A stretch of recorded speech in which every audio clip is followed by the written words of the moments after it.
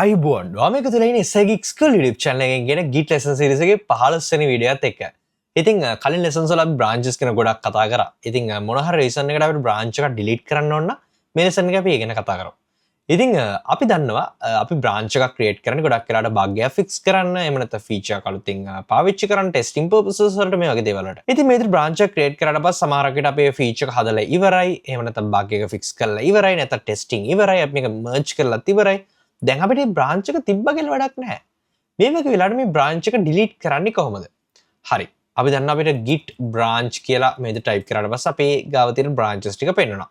ඔය හොඳටම දන්නවා මේ වෙනකම් මම feature card කියන branch එක සකස් කරාට මේක මම පාවිච්චි කරේ නැහැ. මම මේ branch එක වෙත් කරන plus save method එකක් තියෙනවා. ඒ තමයි git branch -d feature.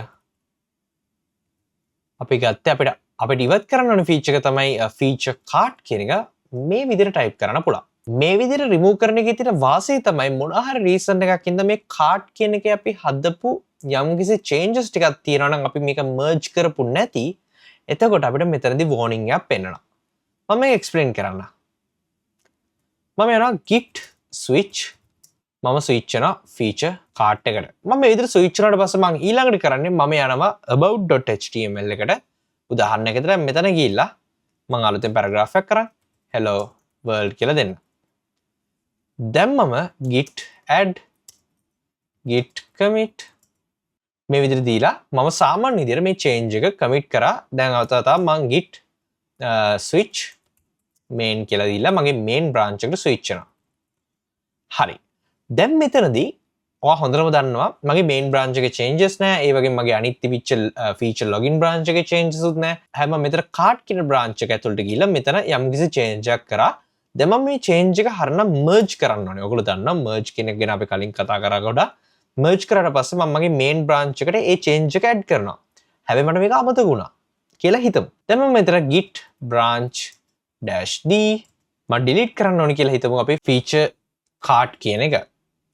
දැන් මම මේක enter කරොත් ඔයාලට බලා ගන්න පුළුවන් මෙතන අපිට error එකක් පෙන්නනවා the branch feature card is not fully merged කියලා. මේක තමයි මේක save වෙන්න හේතුව. මොකද මේ විදිහට delete කරද්දී අපිට මෙතන මේ විදිහට error එකක් පෙන්නනවා. මොකක් හරි හේතුව නිසා නිකන් හිතලා බලන්න ටික පැය ගාණක් විතර ඉඳන් කරලා නිකන් අපි මොකක් හරි feature එකක් හදනවා.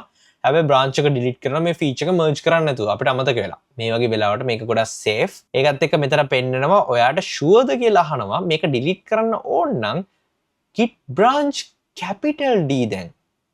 ඒ කියන්නේ කලින් command එකම තමයි අපිට මේක මේ warning එක එන්නේ නැති වෙන්න ආපස්සට මේක ඇත්තටම අපිට delete කරන්න ඕනේ නම් sure නම් capital D එක මේක පාවිච්චි කරන්න කියලා කියනවා. දැන් අපි කරපු change එක මට වැඩක් නැති නිසා මම මේක enter කරන්නම්. ඒතකොට ඔයාලට පේන නැති කෙලින්ම මේ merge කරපු නැති change එකක් තිබ්බත් කෙලින්ම මේක මේ විදිහට ඉවත් වෙලා යනවා. ඉතින් තේරුම් ගන්න ඕන දේ තමයි මේ command එක run කරලා ඉවර වෙලා මේ command එක run කරන්න ඕනේ නැහැ.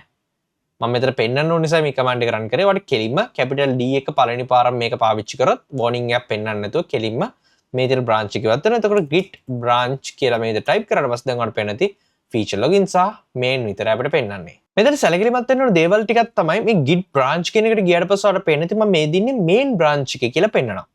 ඉතින් ඔය දැනටමත් ඉන්න branch එක ඔයාලට delete කරන්න බෑ. උදාහරණයක් විදිහට feature login කියන branch එකේ නම් ඉන්නේ මේ feature login කියන branch එකේ ඉඳගෙන ඔයාට මේ command එක පාවිච්චි කරලා ඔයාට feature login කියන branch එක delete කරන්න බෑ. ඔයාට සිද්ධ වෙනවා main කියන branch එකට switch වෙලා ඊට පස්සේ ඒක delete කරන්න. ඉතින් මම විශ්වාස කරනවා ඔයගොල්ලන්ට capital D සහ simple D අතර වෙනස එහෙම නැත්නම් මේ branch එක delete කිරීම සහ force delete කිරීම අතර වෙනස තේරෙන්නේ නැති කියලා.